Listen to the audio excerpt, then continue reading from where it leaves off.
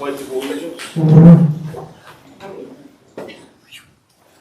I pledge allegiance to the flag of the United States of America and to the republic for which it stands, one nation, under God, indivisible, with liberty and justice for all.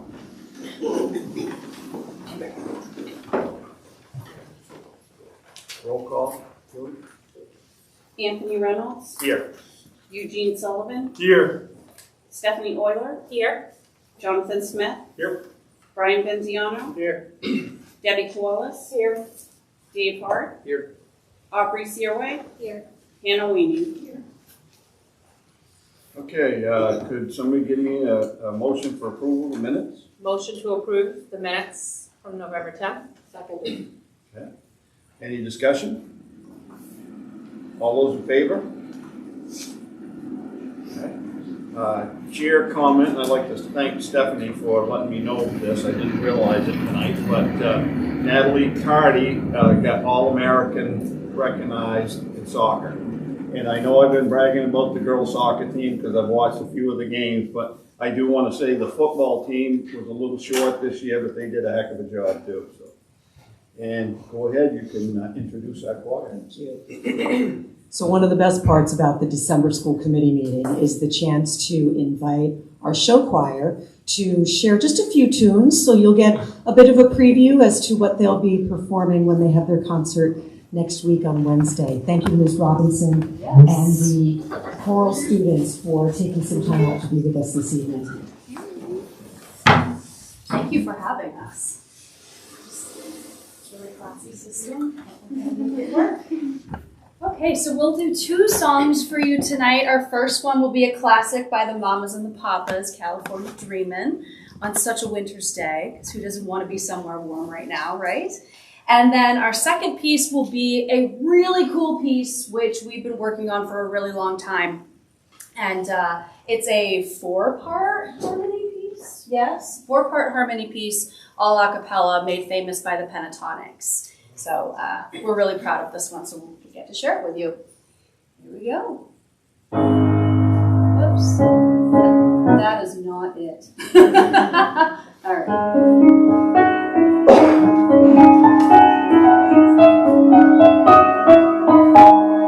All the leaves are brown, and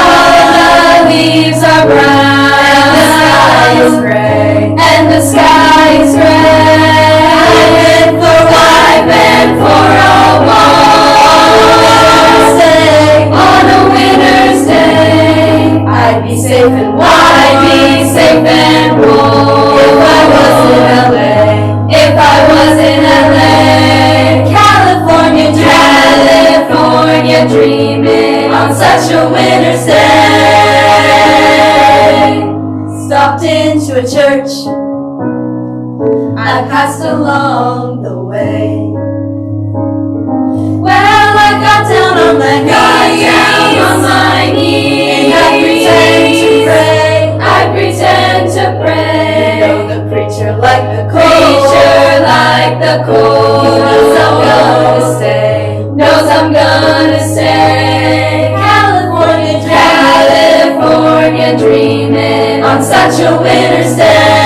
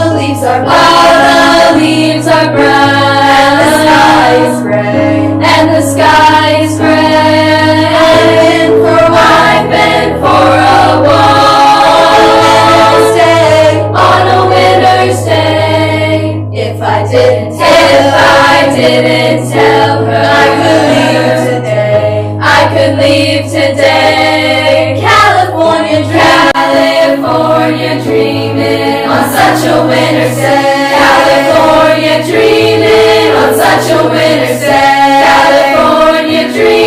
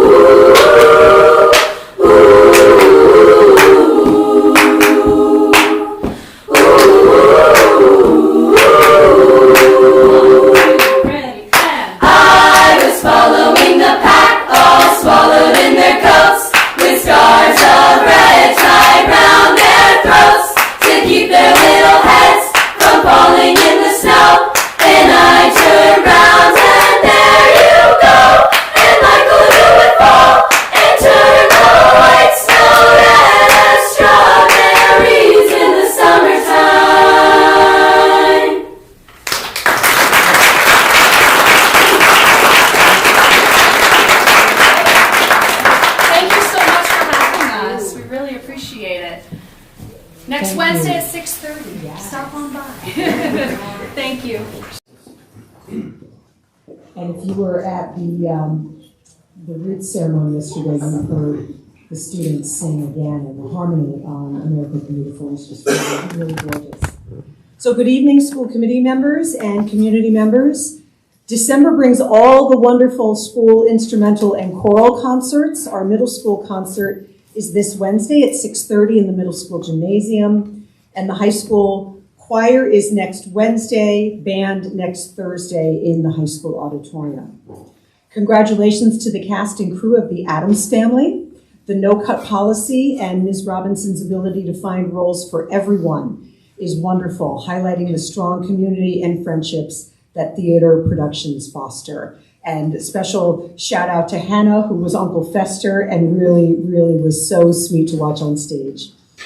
Herman High School had the privilege of welcoming Wreaths Across America yesterday to the high school gymnasium. Our own Aubrey Searway, two amazing liaisons we have, we're just doing everything, was the master of ceremonies for the program, which included American Legion and local JROTC Color Guard, Gold Star Families, Herman High School Band and Chorus, and Representative Jim Thorne. It was a patriotic and moving ceremony, and we were honored to be a part of the journey. Committee members, on tonight's agenda, you'll see donations from local residents and business owners, first readings of several policies, some staffing recommendations, and an initial draft of the 2026-27 school calendar. The next time we gather will be January 2026. So whether you are celebrating the holidays at home or traveling, may you all have a safe and joyous holiday season. Perfect. Okay, students' reports, Aubrey and Hannah, I'll let you guys fight it out to see who goes first. So theater finished the musical, as Dr. Sargent brought up, and we had a very packed crowd all 3 nights, and are going to start auditions for One Act starting next week. Winter sports have started their seasons. Girls and boys basketball came out with a win against Foxcroft, and indoor track had their first meet and were very successful. And Mariothon is coming back for its 3rd year and raising money for the Extra Life and Children's Miracle Network. Yesterday, Herman High School hosted Wreaths Across America ceremony where we welcomed the 2025 convoy to Arlington. The ceremony featured a JROTC coin exchange and performances for both the band and show choir. Last week, Key Club went to a Kiwanis meeting to speak on our Key Leader Seminar and on the activities that we have completed this year. And on the 19th, Student Council will host a holiday movie night and encourage participants to attend the basketball game that will follow right afterwards. Fantastic, thank you. Okay, subcommittee reports, finance. I want to guarantee everybody here that Brian combs this. There should be nobody in the town that is worried that there isn't eyes on the finance committee and our budget coming up. And thanks to Jamie for all the work she's doing too. Would you like to read the minutes, Barbara? Or Brian and you have copies of the minutes. Okay. Brian, would you like to read the minutes? Sure, with an introduction like this, can I hurt that too? The subcommittee reviewed the FY26 cost center summary report, I should say, and the as of right now, the annual budget is, I guess you would say, on glide path or on track. Dr. Sargent reviewed the Modern Pest Services contract with us. That contract is in our packet, and the memorandum or the memo outlining why we needed to have it was sent to us, so we should all be familiar with that. And the recommendation of the Finance Committee is the contract that you have in your packet, or in the folder that was circulated this evening. The district is proceeding with an absentee and substitute system to streamline the staff absent notification so that the substitutes that are needed to fill classrooms is more of an automated system rather than the phone calling system that has been used in the past. And Mrs. Youngblood is meeting with each school faculty to outline the protocols that will be used with it, the direction of the district for the substitutes, and are aiming for a January start. And then the district has an opportunity to apply for free energy audit through the main DOE and grant through for them. We have submitted an initial application, and we'll wait to see if it is selected for more comprehensive application This initiative supports the strategic plan that was briefed by Dr. Sargent and a priority that ensures institutional and financial stability in the face of economic and demographic challenges, and it will also ties into the facilities meeting as well. And then the committee, I expressed, as well as Tony, expressed interest in understanding the following. And actually, there's been several questions from many committee members related to federal versus local funding and how they can be used in integrated student activities accounts as far as who's responsible for them, how are they managed, and school committees' involvement in it, and then donations. Of course, that's being covered by policies. And then there were several other questions that were financially related that we will hopefully have in next month's report. And these will be added to the subcommittee's January agenda. Mr. Chair, that's the report. Thank you. The only thing I'll add is for the subs, this policy hopefully, or program, will help us not burn out our secretaries and principals quite so quick. Because having to get up at 5 o'clock in the morning to do subs all the time has got to be extremely stressful. Okay, policy and professional discussion. So on December 1st, Debbie Kowalis, Barbara Sargent, Brian Walsh, Melissa Davis, Zachary Freeman, Chelsea Panett, Allison LeClaire, and myself met for this subcommittee. We got ready for second read, when we looked at one for second read, JOA, list of students' names that was addressed elsewhere, so we're recommending to abolish that. That being KLMA, relations with military agencies, for review only, no changes. I think we talked about that in the last full meeting. Policies for first read consideration. The subcommittee reviewed several policies that have not been updated in quite a while, and so recommendations include as follows. JM, perfect attendance. Recommendation is to abolish this. It's no longer accurate, and it's addressed in student handbooks. KDCC, public performance by students, going to abolish that. Recommend to abolish, no longer relevant or accurate. JLIB, student dismissal precautions, for review only, no changes recommended. Likewise, same status for KI, visitors to the school. JH, student assistance team, recommended to abolish as it's no longer relevant.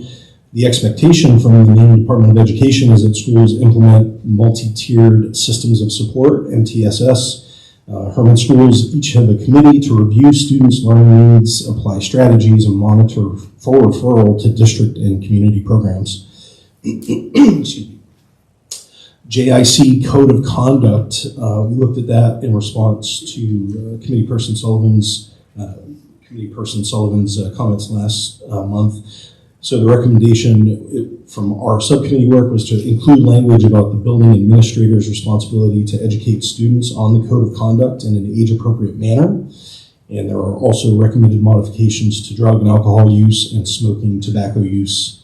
You can see the language around that, but I think it's to modernize that, knowing that it's probably more nicotine use than tobacco use, tobacco products these days.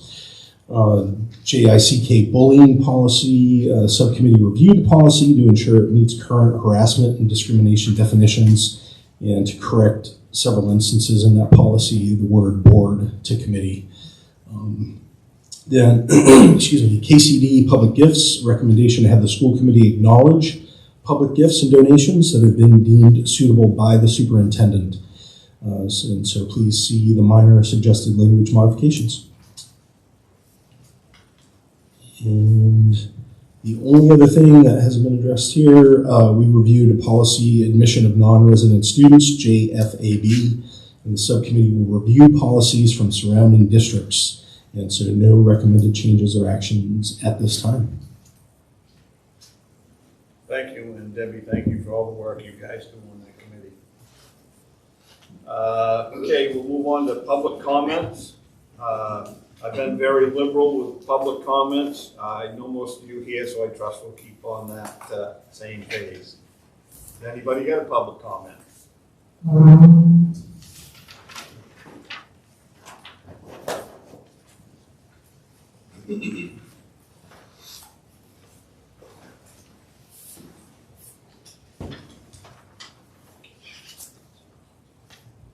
ahead, Daniel. Thank you. Danielle Haggerty Herman, and I appreciate that you are liberal with public comments, and I hope we are able to keep it as a community, so I appreciate that. I actually came tonight to say what a great job Wreaths Across America was this weekend. My husband and I had the honor of attending. I hadn't attended one to this scale. I'd done the smaller ones outside at the elementary school without the trucks. And it is very obvious that Mr. Walsh and a whole lot of people who I don't know put a lot of work behind making this happen. It was a massive endeavor. It was clear by the number of people that came into our school for the parade, and then all the people that spoke and performed, and just kudos to everybody. And the respect and courage that our students have and displayed during that event it makes me very proud of all of them. And I just want to say thank you for that. Since I'm here, I also wanted to say it was nice to come in and see the camaraderie amongst all of you, the laughing, the joking, the just having a good time before the meeting. It's really good to see that happening, and I appreciate that tone and tenor it carries through the meeting. And again, congratulations to all of you for getting there. So that's where we're at. And then lastly, I noticed on the town council meeting on Thursday that you guys are working collaboratively on a bid for fuel. And or maybe, I guess, it's not a done deal. And I appreciate that you guys are working so closely with the town to see if we can use taxpayer dollars in the best way. So thank you for working collaboratively with them. It's great to see. Thank you. Thank you, Danielle. Okay, business and finance, move to approve donations. You guys want to do these as all four of them? Yeah, let's do as a group. I make a motion to approve the donations of the 80 pairs of mittens, 10 $25 gift cards, and 26 $25 gift cards. Second. Okay, any discussion? My only discussion is 80 pair of mittens. Oh, yeah. That's a lot of When do we start? I think they must start really. Probably never ends, They- right? No, they probably already started next year by now. Okay. All those in favor? Perfect. Okay, and then a motion on the modern pest services. Motion to approve the modern pest services contract. Second. Thank you. Any discussion? All those in favor? What was the final split? We discussed at the finance committee meeting that there would be a split between the food services and the AP. So the general fund, I should say. It's more going to food service than it is to the local. I have to get the actual percentage for you. Yeah, Gene, go ahead. Yeah, did this issue come up from like the IPM coordinator suggesting we needed help in a certain building? I didn't know how it originated. I can address that. Mrs. Youngblood and I sent a memo to school committee members about a week and a half ago explaining the circumstances that really prompted us to take action swiftly on this matter. What I can do is I'll resend it to you tonight so you can have it to review, and then if you have any questions, you can get back to me. Any other discussion? All those in favor? Okay. Abstaining? Thank you. All right, second reading of policies. One at a, guys want to do one at a time or group? It's a group. I'll make a motion to approve the second reading to abolish JOA and review KLMA. Second. Okay. Any discussion? So,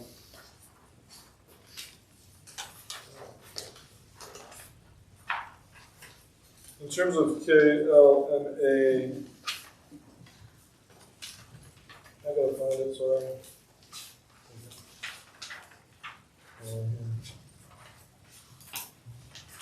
How do we feel about like placing a burden on a parent or a guardian like within a policy, like in number 3, if a parent or guardian does not want directory information from his or her child's education records provided to military recruiters, there's a deadline.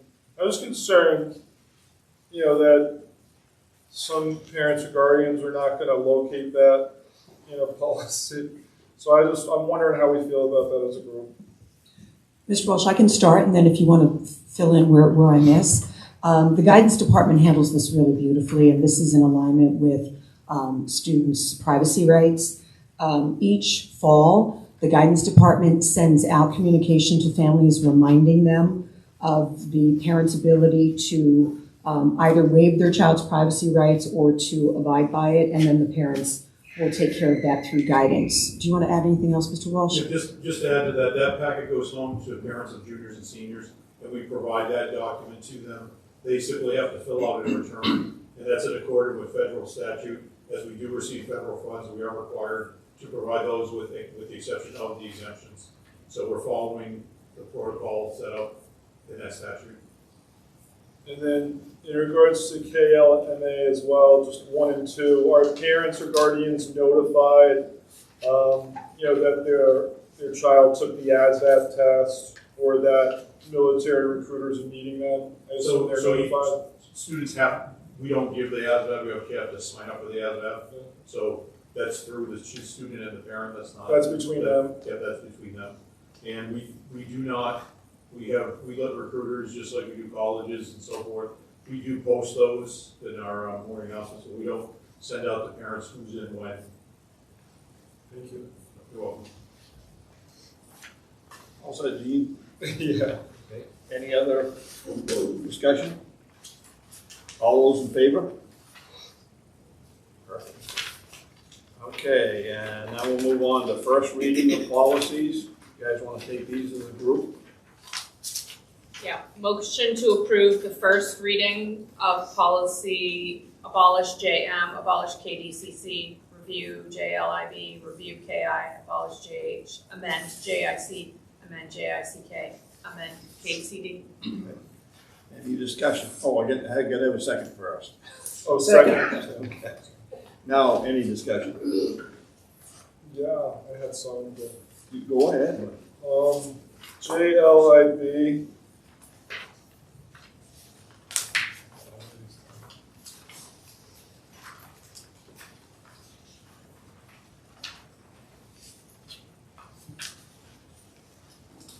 Oh, found it. So it talks about like administrative procedures concerning student dismissal, and I like the 3 that are mentioned. I was above that. It talks about a custodial parent guardian who wishes the school to comply with the provisions of a court order to restrict access to a child who is responsible for providing a certified copy of the order. I like that. I'm just wondering if that should be its own component, like court orders, because there's different court orders like divorce judgments, parental rights orders, emancipation, emergency guardianships, protection orders.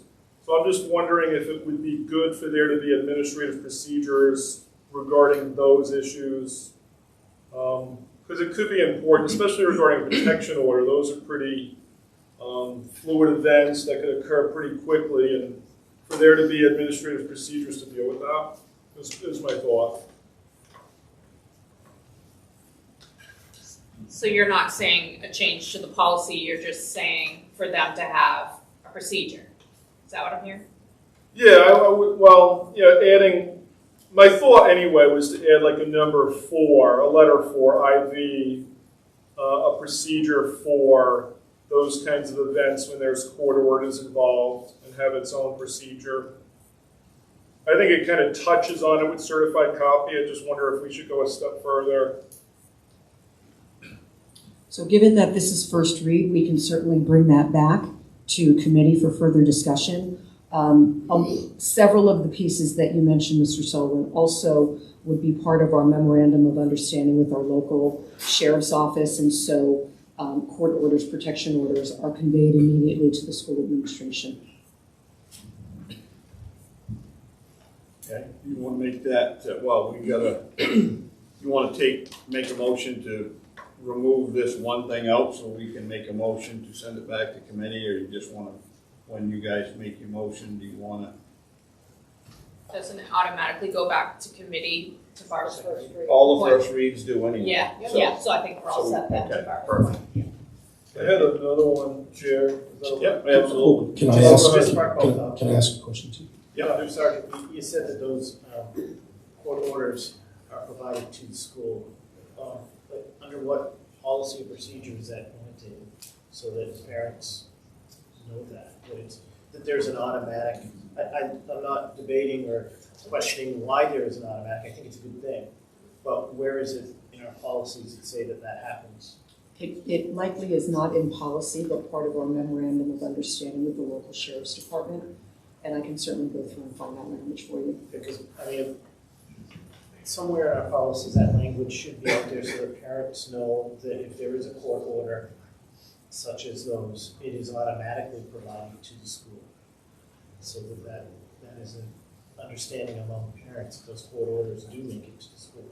So let's be clear. If we're talking about a change of parental status, that needs to be provided by the parent. I'm getting a nod from Dr. Davis. So that those sorts of things, think of divorce court, guardianship, that doesn't come immediately to the school. That needs to be provided by the parent. And that's the reason why the principals always say that if there's been a change of status, we can't just take someone's word for what the judge said. We need to see the actual court order for it.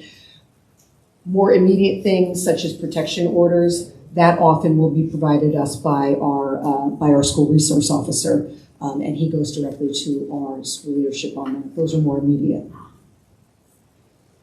Can I just ask, when this comes back to policy, is there a way that we can have just a general idea of how whatever you just said, of course, memo of understanding, how that procedure, what that procedure looks like, so that when we look at this policy again, we can see if pieces of that can be put into that to clarify it, just as a clarification part of it, not as a structured procedure, follow this policy this way, but just, so that we can see how that procedure, and we may find that it, there are pieces that will be a benefit to add into the language, yes, so that would be great.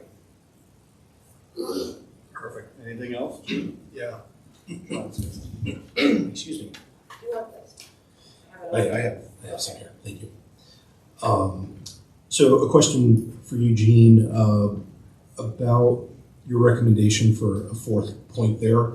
In the third point, where it says a procedure for confirming, and I think that's a correction we'll need to make, not identify, but the identity of parents, guardians, or other appointed adults to pick up students prior to releasing students.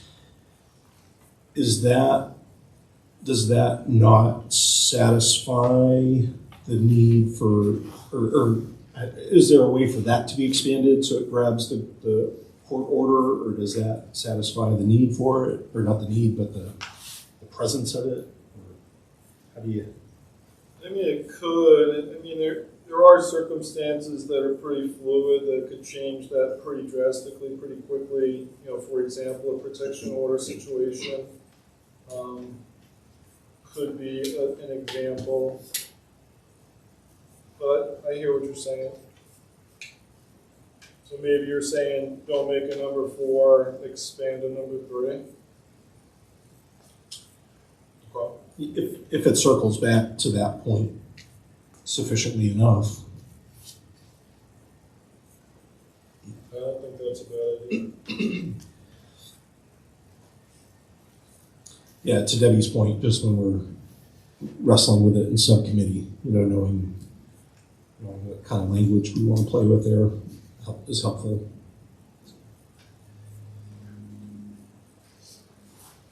Anything else? Well, I was going to move to KI. Okay. So in KI, letter F. I like this policy, by the way.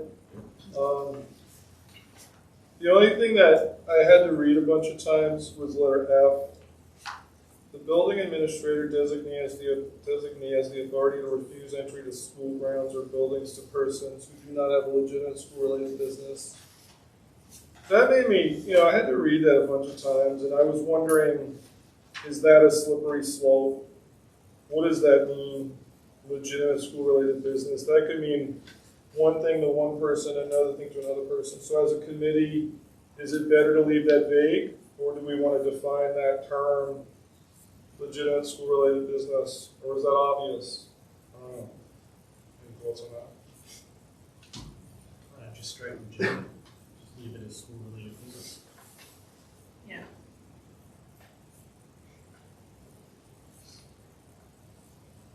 Doesn't that satisfy your concern is the definition of legitimate. Is the term legitimate even required there? How about a salesman? It's a school-related business. Which could be school-related business, but we would find it not legitimate. Oh, you mean a salesman that we didn't want to deal with? Gotcha. We can certainly come back to committee on that. It's back to your term. I think That is tricky. Still legitimate. Yeah.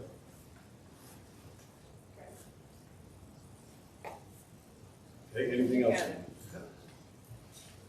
Well then, sorry to keep going here.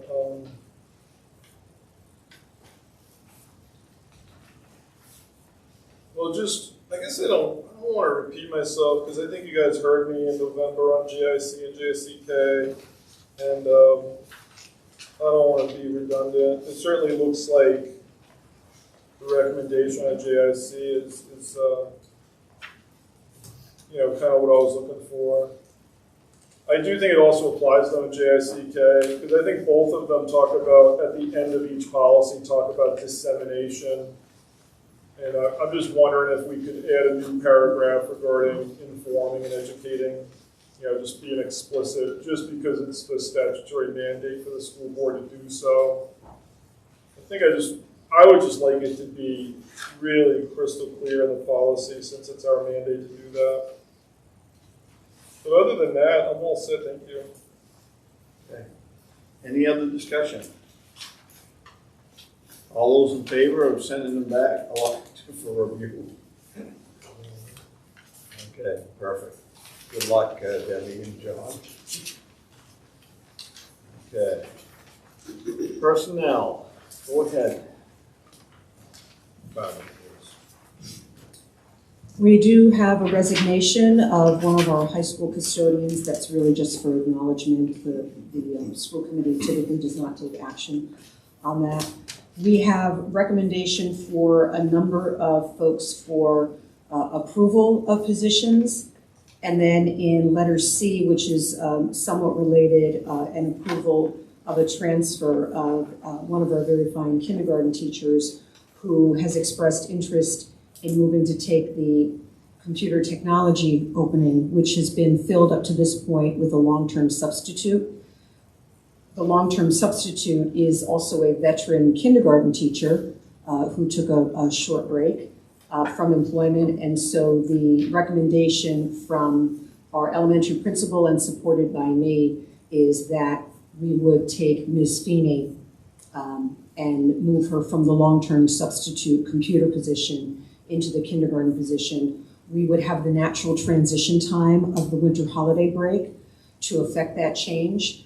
Unlike sometimes a maternity leave where, a new teacher comes in and takes over the classroom, in this instance, both teachers will remain in the school and the kindergarten teachers will still have regular weekly contact with Ms.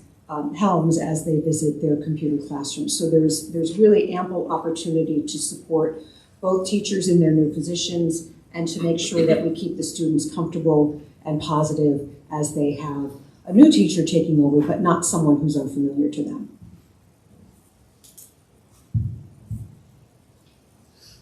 All right, you guys want to make a motion on this? On that part of it, and then we'll take the other two after.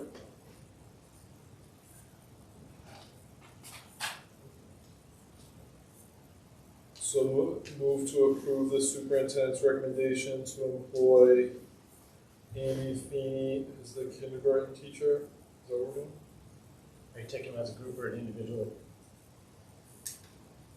If we could take all of B, that would be helpful. Yeah, all of B, unless anybody has any I objections. prefer you take them individually, please.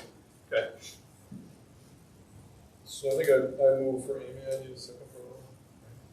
You would need a second. Yep. Second. Okay. Any discussion? I disagree. On the position, you're saying, Brian? Position of moving a kindergarten teacher mid-year. I don't think you can do it, first of all. I think if you go to the teacher's contract, we haven't posted the vacancy correctly. So you've got union issues. You're posting to a position that hasn't been advertised.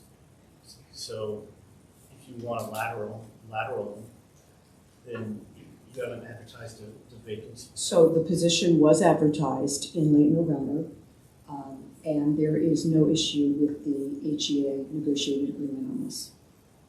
Is there a certain certification that the teacher needs to have to be a technologies teacher? At the kindergarten, at the elementary school level, they do not. So, okay. I disagree moving them midstream. There's been no expressed advantage to the students on this, and it's not about the individual, it's about the organization, and it's a bad way to be doing business. So I disagree with it. Okay. Any other discussion? No, just I agree. I think that moving mid-year just doesn't seem as though the best fit for our students. I haven't been convinced that it is in their best interest.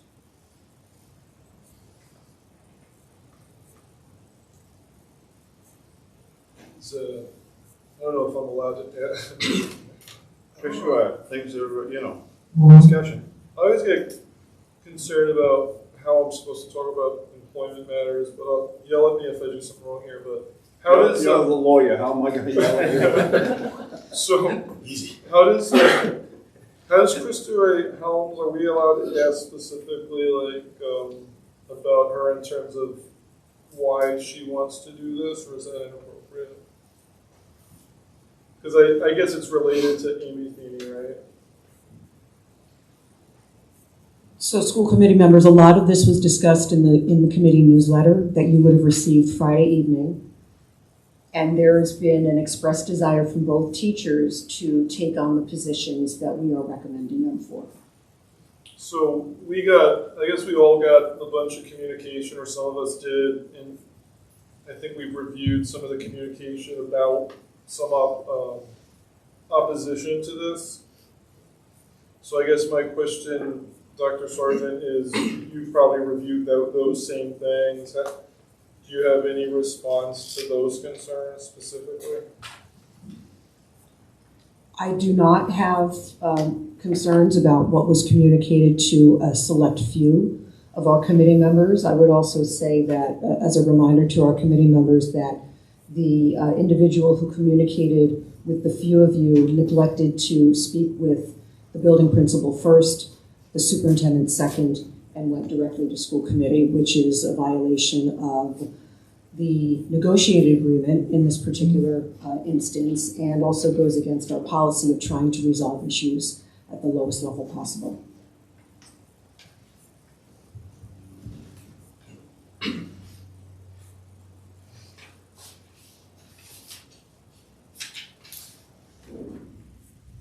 You've heard and seen my concerns. You can call a vote, Mr. Chair. How I feel on it. I sent my concerns out in as much detail to members of the committee. Okay. It's not about the person, it's about the process, it's about the message that is being sent organizationally on how we manage personnel. One thing I think I understood, but correct me if I'm wrong, both of these people want this to happen. Am I correct? They do, yes. Okay. In that context, I kind of think of it as is it an opportunity for them to both do more inspired work? If they're feeling more invigorated in their new roles. I throw that out there as food for thought. I don't. Right, and I understand what a lot of it, the hesitation is.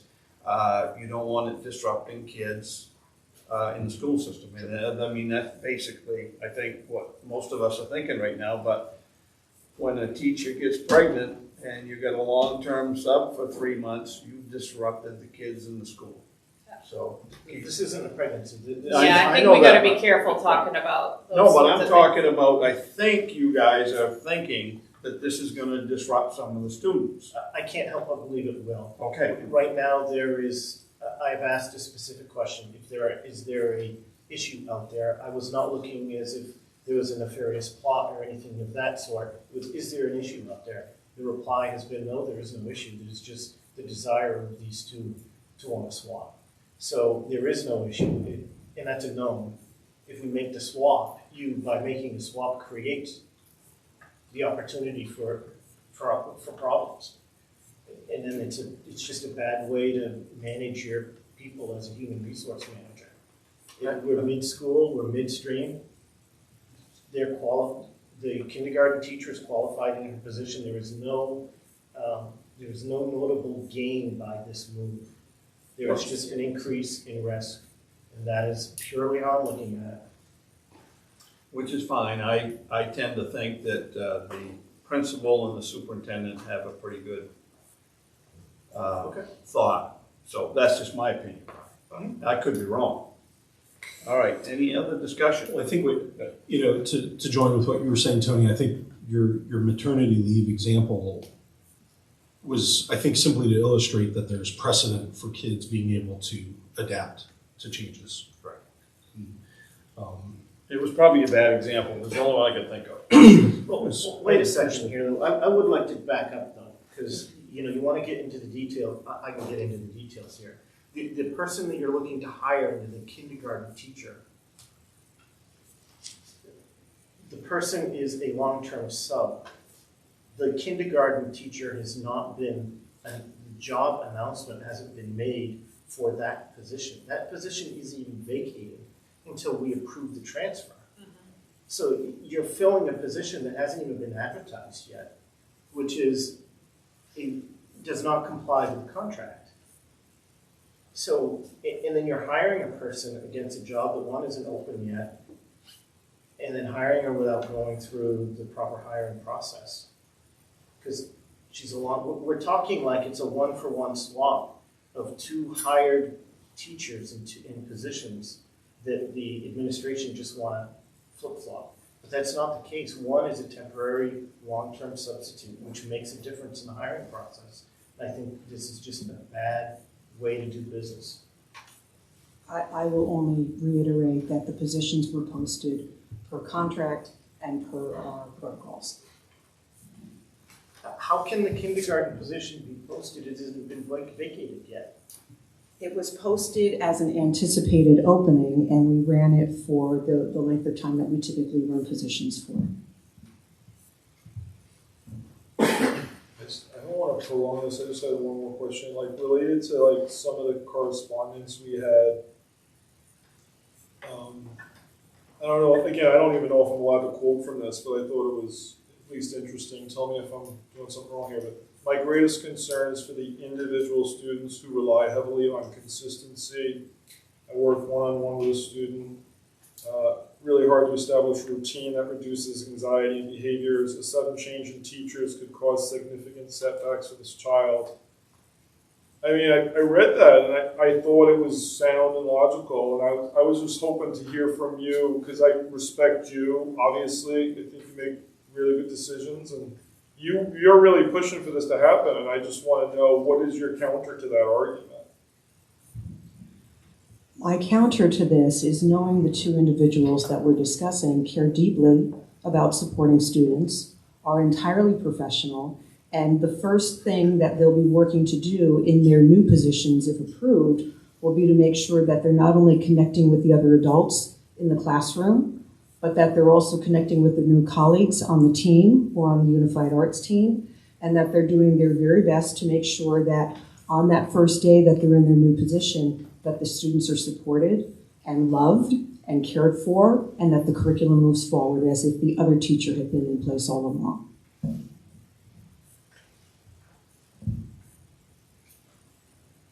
I'm honestly really on the fence on this one. I just simply don't understand the urgency and how, going back to how does it benefit our students?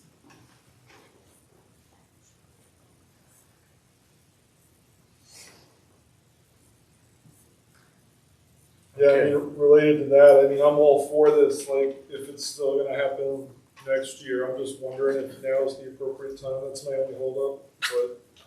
I agree with you on that one, Gene. I would have no issue with this at the end of the school year. It's not about the people.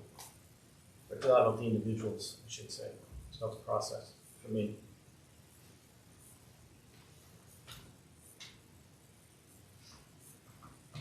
You're looking for leadership out of me right now, because I'm still confused. If do we want to take the transfer first to vote on The before we motion has take the been, rest? Mr. Chair, for the first person. So employment, Amy Feeney is the motion on the table. That's what we've been discussing. All right. So if we vote down B, aren't we voting down all the ones on B? No, we're taking them individually, we agreed, Okay. I believe. I'm The sorry. motion on the table. Okay, now What my I heard. memory's back to normal. No, it's thing. okay, that's All what we're right. here. Hey, Chair. Yes. I don't mean to interrupt. I don't mean to put you on the spot, John, but I don't think I heard from you about, I would really value your opinion on this. Have you opined on this yet? Yeah, I think I said a couple things. Sorry, I don't remember. Me neither. Yeah, you tried to help me out on my pregnancy. Right. Just You're looking good, Tony. Real good. I think in adding to what Tony was saying, I think I was speaking to the resilience of kids.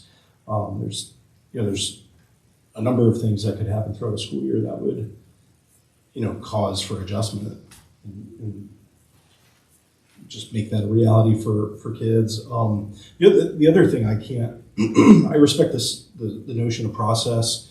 I think what stands out to me as somebody on the outside looking in of a school is that it's supported by a principal and a superintendent. And so, I guess maybe I'm in that camp where I'm on the fence too, where I trust that expertise, and how do I vote against that? But that's. I mean, a couple of things with what you're saying there. Why have us here if we don't get to talk through these types of things is my thought process. And then the second thing is I hear you with what you're saying, that there's many things that come up throughout the year. I won't give any specific examples, and the kids are resilient and they'll adapt. But why force and create one of these life-changing events, so to speak, and change the teachers there? Why disrupt it? Yes, unexpecteds happen and they can adapt from there, but why create one? Sure. So, I don't mean to prolong this, Dr. Soder, but if we approve this hypothetically, is there a plan to break this news to the kids, and how does that work? So if approved, Dr. Davis had already prepared a letter that we both took a look at last week that would be going home to the families tomorrow to explain the situation and to assure that there'll be visits back and forth with the new teacher prior to the holiday break, so the students will get to see her more often than they do now, and that moving forward from January, the opportunity for the teacher to engage in further communication with parents, since the November conferences have already occurred under the existing kindergarten teacher. And then for the teachers to work in the way that they typically do in age-appropriate conversations with the students to share the news. But one of the things we do in elementary school is we tell the parents first, because sometimes the parents will start to have those conversations with their children. I mean, Mr. Chair, I have my opinion on how I'm going to vote, but honestly, I don't think that we even can take a vote in the order because we don't have a vacancy yet until we determine how we're going to vote on the transfer. Yeah, that's why I asked about the transfer. Yeah, so I don't know if somebody's going to, we have to make we have a motion on the table, so I don't know if somebody's redacting it or, Yeah, whoever made the motion, if they want to rescind it and then make a motion on the transfer, we could do it that way, if that's acceptable to you people. If that's legal. yes, it is. We have a motion on the, yeah, we have a motion on the table, we have to deal with it. Right.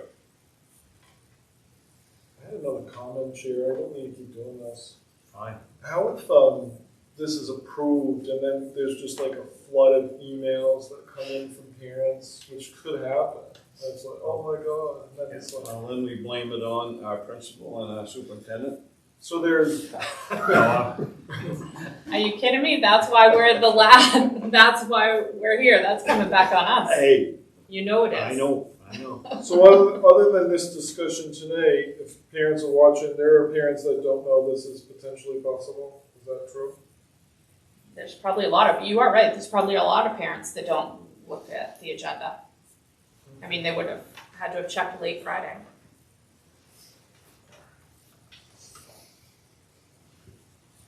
I'm just wondering how that's going to go over, to be honest. Hey, you have the right to table this if you want to.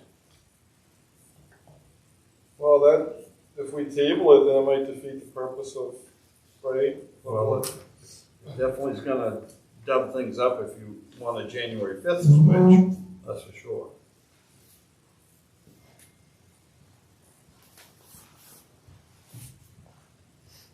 Public Words comments of wisdom, shoot, go ahead, we need some. So I've been on both sides, I guess. First off, I feel like you both know this classroom the best, and so you both know the students that are being impacted and the potential consequences in the life situation of each child. So I'm sure that they took that into consideration. That said, somebody who's adopted kids out of the foster care system, 3 of them, abrupt changes are something it's emotional. Abrupt change is something that they've lived with in life, and if there happens to be somebody that is in a situation where they've had something like this happen to them outside of the classroom, doing it in the middle of their school year can be so traumatic beyond what you can possibly describe in this meeting. I don't know if that exists or not, and it doesn't have to be this year. It could have happened in the last 4 years for these kids. So I just put out there that minimizing a change to somebody who's had a life-altering change like that is very traumatic. But I also feel that they both have probably taken into consideration all the kids that are in the classroom and what impact that might have. So I just put that out there. Thank you.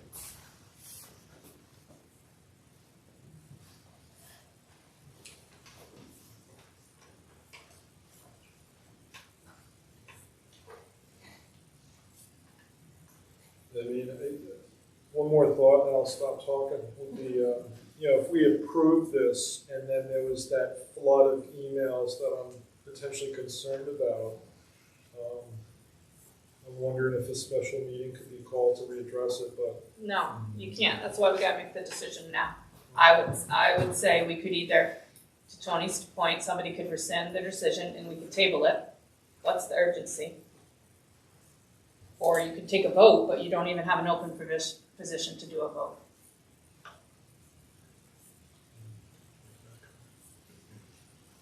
Oh, I'm sorry. You might if I give my opinion? Just something to consider is the value of the employee, which I haven't heard you guys speak about. This seems to be what the employees want, so you should consider that. Yeah, I appreciate that. That's kind of where I was going when I talked about an opportunity for more inspired work. If both of these individuals feel like that's my spot, that's where I want to be, then that can translate to beautiful work being done. And likewise, if there's an open position in another district, what would stop one of them from pursuing that? And, I know that's a big hypothetical, but if that's their calling, if that's where they want to be.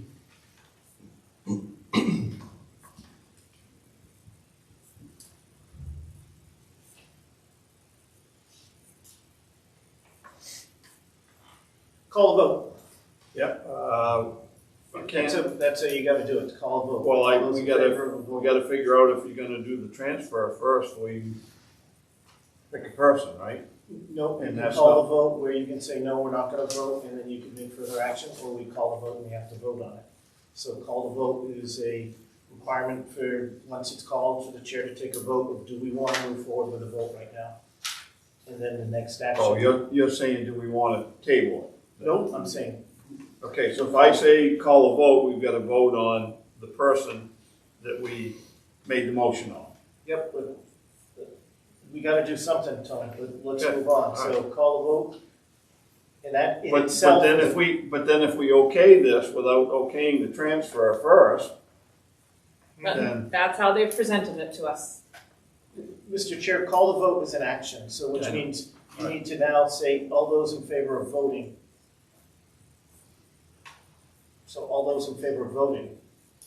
all those in favor of approving? No, This of person? voting, that's what calling the vote is. We're done, I want a break discussion and move on to voting, so I'm calling the vote, which means you ask for who wants to call the vote. And if there's a majority of us that want to call the vote, the next action is to vote on it. Oh, I see what you're saying. Yeah. Okay. Then it takes the, Yep. us looking at each other out of the equation. Okay. And if we want to continue to discuss it, then you say no, you vote no that you want to call a vote, but that's the next step in my mind. All right. All those in favor of calling the vote? Okay. All those opposed? Okay? All those in favor, I mean, then we vote on hiring a kindergarten teacher. Yep. Excuse me, what was your vote? Oh, I raised my hand To vote or to To vote? call the vote. to call the vote. Okay. So now all those in favor of hiring the person?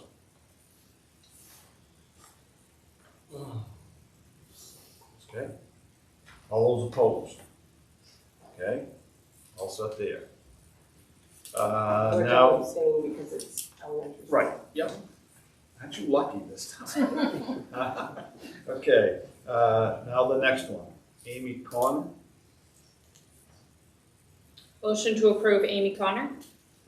Do I have a second? Second. Okay, take either one you want there, Jody. Any discussion? All those in favor? Perfect. Now, Melissa Savage. Motion to approve Melissa Savage. Second? Any discussion? All those in favor? To abstain? Yes. Okay, now Mackenzie Greenlaw. Motion to approve Mackenzie Greenlaw. Second? Any discussion? All in favor? 2 abstentions. Motion to approve Michael Knights. Second? Any discussion? Yeah, JROTC instructor, long-term sub, effective January 5th, 2026. So, is that, I don't know. I think I had asked you, what does that mean, like long-term sub? Is that, when is Michael gonna stop being a long-term sub? I don't know. So a long-term sub is for any position that moves beyond 10 days, and that's per policy.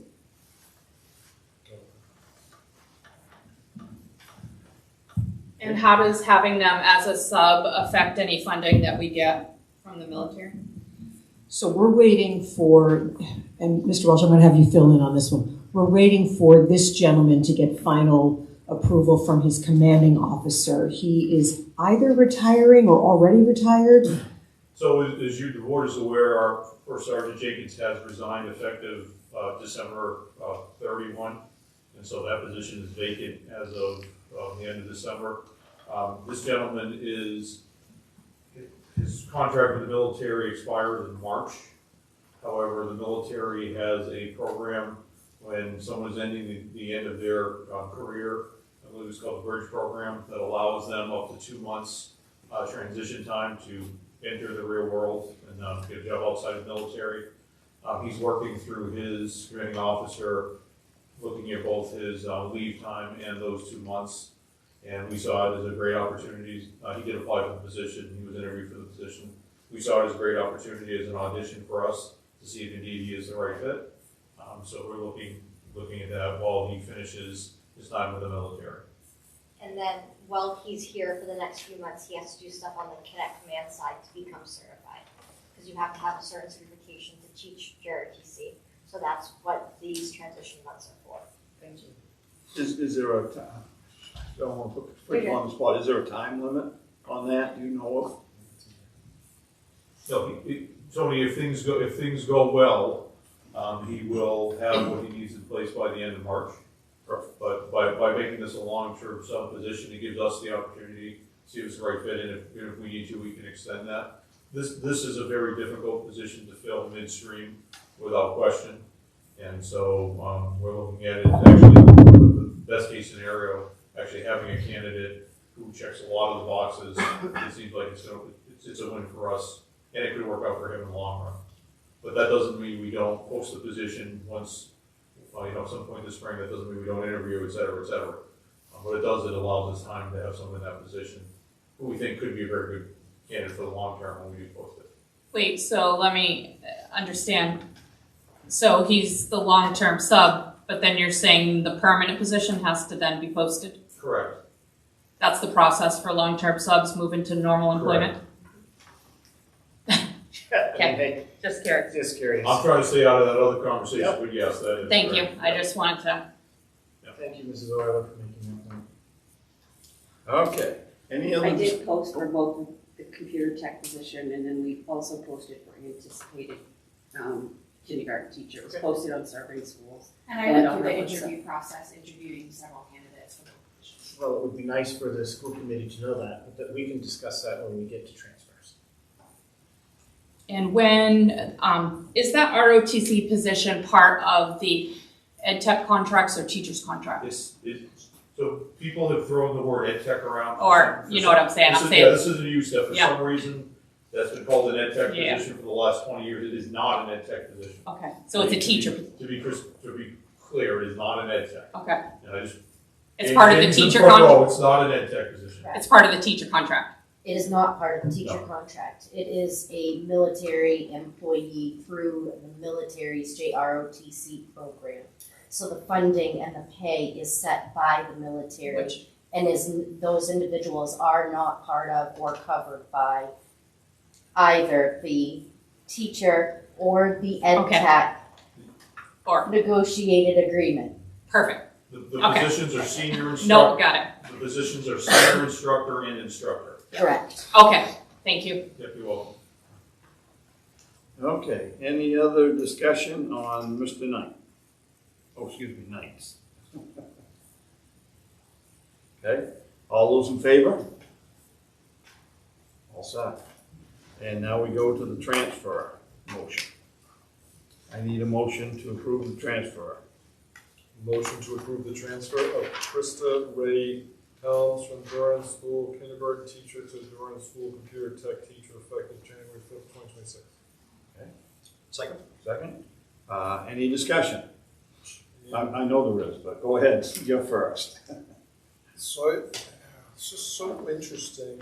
So we've approved Amy Feeney. Right, that's So the issue we got. That's why I tried to back it up the other way to transfer first. So now we also, if we don't approve, it's just interesting. If we don't, we have 2 kindergarten teachers. We didn't, that's our point that we're trying to make. That's why I We've wanted got- to go back to transfers first. Well, then somebody should have rescinded their motion. I wasn't in a position to rescind it. It was 2 other people that had done it. We didn't. I don't. So we're moving to transfer a person into a position that has been advertised? Yes. Okay, in the past, before jobs have been advertised, it's been our process to look at the job description and review what we are looking for in that position. That process didn't happen, and we did not see what the new job description was for that position, which is concerning. So now we had a job go out that none of us were aware of, that we didn't review in case we wanted to make some changes to it. My other concern is it's an uncomfortable topic, but there's budget. And this was a position filled with a temporary employee. And now we're looking to fill a position that was vacated with a temporary and filled with a temporary employee with a full-time employee, which could put us in a very difficult spot come budget time. So when we approve this transfer, realize that we are removing a temporary, not a part-time, but a temporary employee and replacing it with a full-time employee. So that, what I think you're not recognizing is that the original person in the computer role who resigned was at a different salary level, and so there's breakage to be acknowledged within the budget. I'm not necessarily looking at the step breakage. I'm looking at the position, whether that position would be something that would even be considered for next year. It was vacated, and it had been our running discussion that all vacated job positions would be reevaluated prior to them being advertised, which didn't happen. Which again comes back to mine. It's not about the individual, it's about the process. So we have a justification that talks about changing in curriculum within an IT area, with a technology teacher. But I'm not sure that curriculum development was even in that job description, because none of us have seen the updated job description.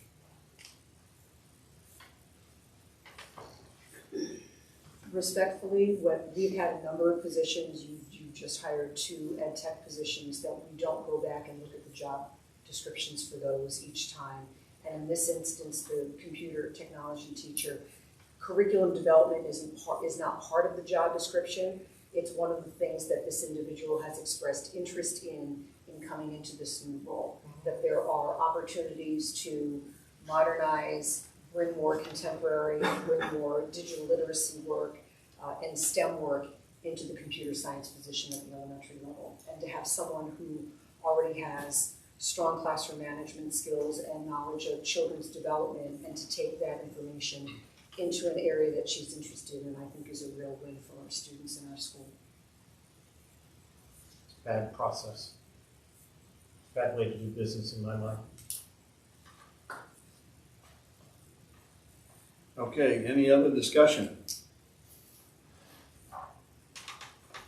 Is that, Brian, is that because, and like I think this might be a part of my hesitation, like, you know, the idea that mid-year switches, this idea of people talking and like, you know what, I think I'd like your role. I'm like, oh, that's funny, I'd like your role. Like, we don't want to set a precedent that this is happening year over year, continuously, or I agree. Yeah, I mean, to say that I'd like your job and let's just swap. I mean, that in itself is just a bad optic. But that is what relies on us. That is why we have policies. That is why we have processes. That is why we have union contracts.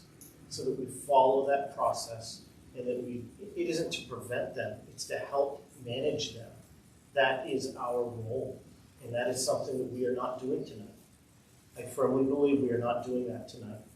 And yes, Mrs. Euler, I agree with you that we put ourselves in a bit of a sticky wicket here. But if we agree and not transfer, then we don't hire somebody into a vacancy because the vacancy isn't there. Yeah.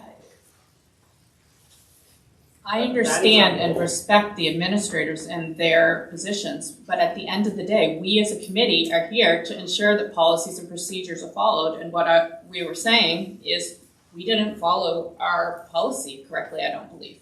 You can't put somebody into a position that's not even vacant yet. So if you don't vacate it, how can you hire somebody into it? So yes, Mr. Chair, Well, we do it all the time. We have, I know in the elementary school, we have teachers that ask if they can move from kindergarten to 3rd grade. And another teacher will say, well, that's great because I'd like to go from 3rd grade into kindergarten. It's been happening for years. That I know. Yep. What the policies actually are on every step, that I don't know. But we've been doing it for a long time. And at the end of the school year, well, I think it's important to follow the process. At the end of the school year, it falls into the convenience category. This is, at the far end of almost extreme of why are we doing it? There is no legitimate student reason for doing this other than two individuals want to swap. And we're bringing somebody on that's a temporary and making them a full-time, which it is a process problem for them. And the position is filled with a temporary employee. If we're gonna hire full-time and advertising, let's hire as a full-time. But doing a cross swap like this is not an even swap. We're putting ourselves in a very difficult time coming up for budget. Is really, and to Brian's point, we had straight faced the town and said that we were going to do our due diligence in every position that opened, really look at the needs for it. And perhaps that's, I guess I wonder why that position was even filled with a long-term sub to begin with, you know? So it's just. The position was filled because it was originally held by a long-standing teacher who needed to retire at the beginning of the year. And so we filled the position because the schedule had been created. There's a curriculum set that the children enjoy each week as they go through their computer classes. And it also provides necessary contractual prep time for the elementary teachers because the children need to be with someone else when the classroom teacher has her prep time. So this would not have been at all a consideration to not fill this year, not only because there were not budget concerns associated with it, but because there are also too many things that fall apart if we were to let this go. As we move into budget next year, we're already in the process of having reviewed each budget manager's proposals. We feel we're in good shape. We'll be able to take our January finance subcommittee meeting and begin to share information out with folks. If it looks like we're in trouble at all, the administrators and I are prepared to go through positions that we feel will not harm students' instruction and will not impact their instructional program. This is not one of those positions. Okay, I understand everybody's concern, but what we've got in front of us now is we have now 2 kindergarten teachers.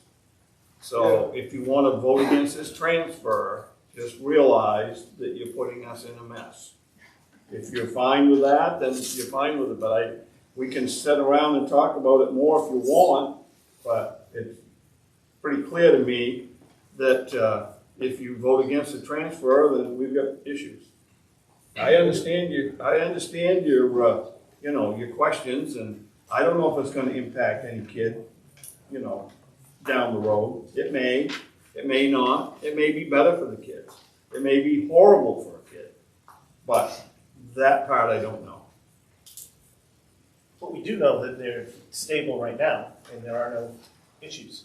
Well, there's going to be an issue if we have 2 kindergarten teachers and we don't have anybody in the Well, then the question computer. becomes, we hired somebody with the assumption that there was a vacancy. There's no vacancy. Yeah, I guess that's where I'm confused in terms of why the agenda was done the way it was done, with Amy Feeney being first and then the transfer. It seems like obviously B and C were interrelated, so it's just a little bit. Well, that's why I tried to get us to go to the transfer first. Yeah, so that might have been my fault, Chair. No, I probably should have been more forceful.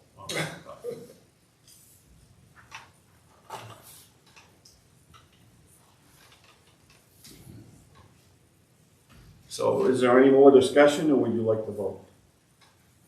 So just so I'm clear, the computer technology teacher was at the beginning of the year a budgeted full-time position.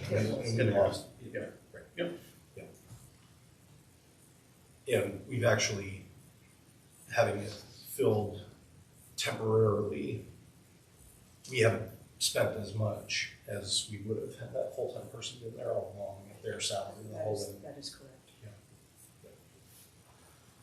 But just because stuff's in the budget, though, doesn't mean we have to spend it. I'm sorry, I just have to say it. That's fine.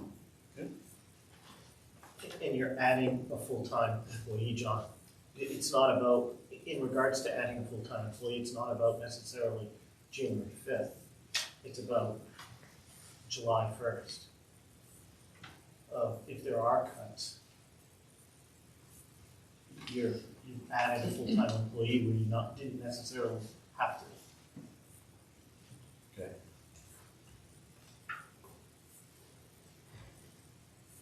Any other discussion? Okay. All those in favor for the transfer? All those opposed? Thank you. All right, annual certificate. Barbara, you want to handle that? Committee members, I've given you the information that I have on this. This is new practice for me. We haven't done this in the places that I've worked before. In speaking with Mr. Reynolds, he recalled that this was a decision that had to be made a few years back when you had a superintendent whose contract was expiring that coming June. So if anyone else has experience with that, either in RSU 87 or in previous Herman experience, feel free to speak up. This, as I said, this is new to me, and I've shared with you just what was explained to me when I asked more about it. Do you remember anything on that, Debbie? I know when Patty was our superintendent, the state asked us once, do we want to continue on with our superintendent? I think that in our district, we review, evaluate our superintendent or have a discussion with the superintendent before December. Can I just ask for the point of order, please, to take a motion to approve before we have discussion from the committee members? Good idea. Sorry about I that. move to approve the annual certification of Dr. Sargent. Second. Thank you. Any discussion? Okay. Yeah, I think the statute says 28A, section 1051, the school board, upon notification by the commissioner, shall meet. I haven't been notified by no commissioner. Have you? So, I mean, I don't think we have to do this. I don't know how the board gets mail. I don't know if the commissioner writes us. I don't know how that works, but I haven't been notified. Nope. So I don't know if we even have to do this, but I don't care either way, whatever the chair wants to do. Well, I mean, me and the state sometimes don't get along that well, but I think in this case, I don't think I want to fight with the state over this, so I'm all set for voting for it. Any other discussion? All those in favor? All set. Okay, and on the co-curricular one, I had pointed out to Jody, and I think it's verbiage that we've always used, but when I was reading it over, it just popped in my head. I'm no Gene, by the way, so I miss a lot of this stuff. But it says recommendation to employ, but this person here is a volunteer, so we're not employing. So I suggested, and if you guys want, we could say recommendation to employ or accept the following. If that makes any sense to you guys. Move to approve, to accept as a volunteer Logan York. Second. Perfect. Any discussion?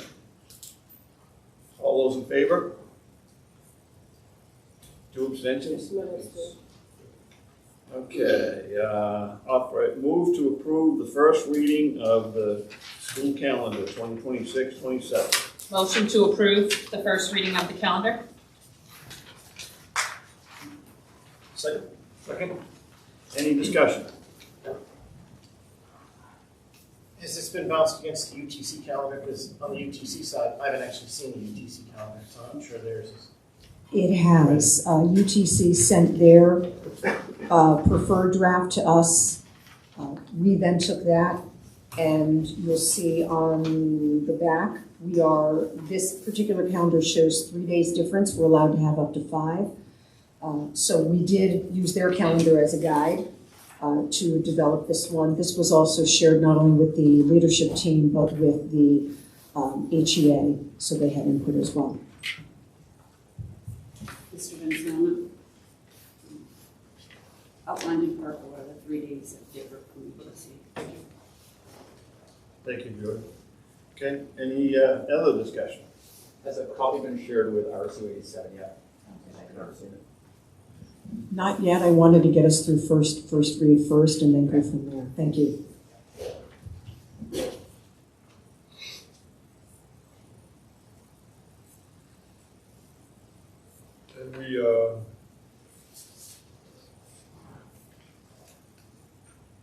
graduation is when? June 11th. Is that that's Friday. a Friday? Yeah. And we're happy with that? Well, we better be, Brian's already committed to it. Oh, okay. No, I haven't. No, I'm sorry. We'll let you know how this year You goes. set the date though, haven't you? This is for 2027, Gene. Oh, yep. Got that.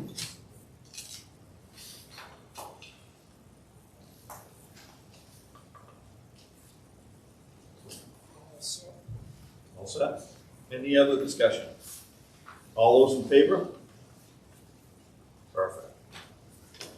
All right, now I think we need a motion. I move to adjourn at 7:54 p.m. Second. I'll accept that, Marcelli.